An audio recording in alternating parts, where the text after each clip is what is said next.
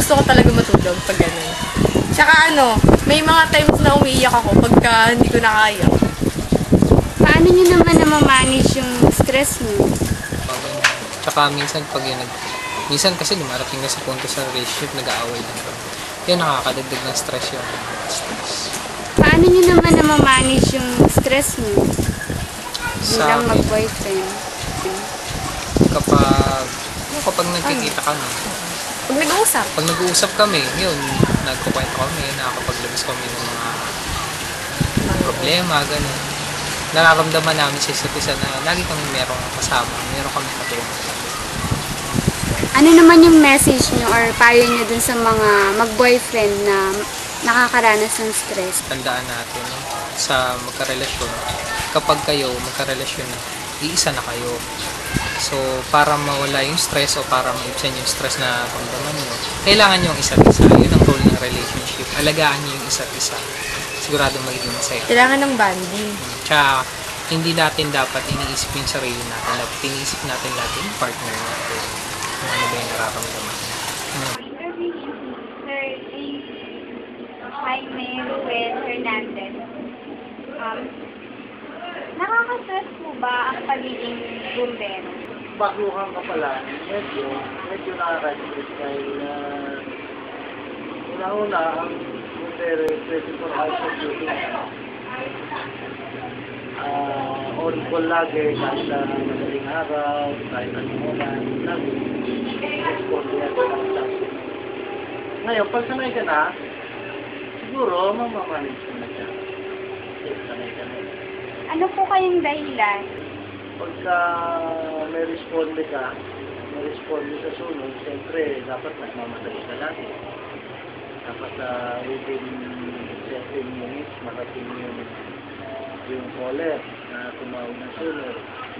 So, meron kang tinatawag na para maano mo siya, apulang mo yung apoy na hindi pa nakakalaki, dapat mapunta mo siya ng maaga.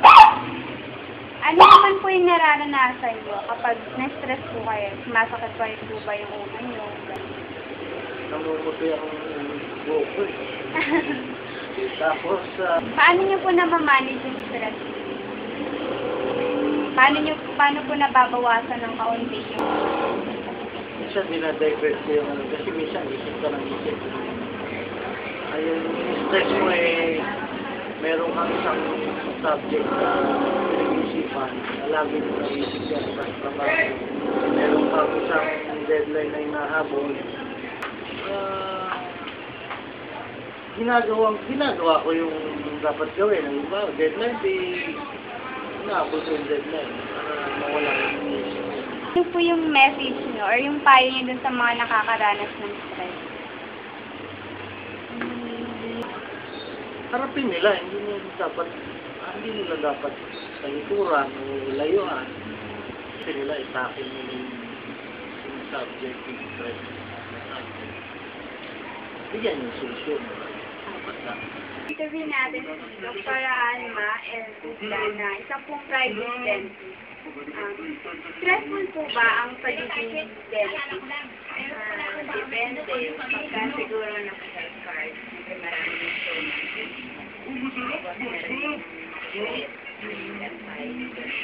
Pero kung sa private, as a private dentist, manage talaga yung insurance. Kasi for experience, ano po yung dahilan? Stressful. Kasi merong patient ng kulit. Minsan ayaw na kanya. Gusto niya yun. Gusto niya nasusunod. Naman na hindi po pwede. Ano po yung reaction? Yung nararanasan niyo kapag stress na wala. Naging positive na lang ako. Yung ano po, nasa kapo ba yung paano niyo po na-manage yung stress? Kasi pagka positive outlook ka, kahit gaano ka-stress na sa work kung kaya mo.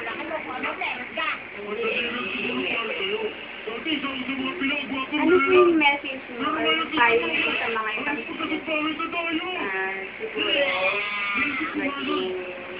klase.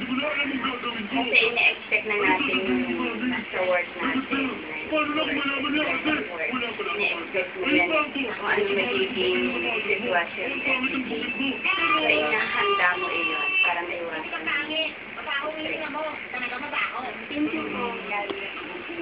Interviewin natin si Miss Romalyn Cabo na isang preschool teacher under the DSWD or Daycare Center. Stressful po ba ang pagiging teacher sa mga bata? Opo, minsan nakakaranas talaga ako ng stress, hindi po maiwasan. Lalo na kapag mga bata nung hinahanda. Bakit po? Minsan kasi may mga bata, syempre kilala naman natin yung mga bata sa kanilang pagiging makulit. Ano po yung mga dahilan? Yung mind nila, gusto lang nila lagi naglalaro. Minsan, di ba, bilang isang teacher, kailangan kakabulin mo sila. Minsan, gusto mo, nandiyan lang sila sa isang tabi para makikinig sa'yo. Pero dahil mga bata nga sila, mas gusto nila, yung mind nila, marami silang ginagawa. Ano po yung reaction or nararanasan nyo kapag stress ka? Ayun, hindi mo mapakali. Tapos gusto ko, lalo na kapag hindi na-meet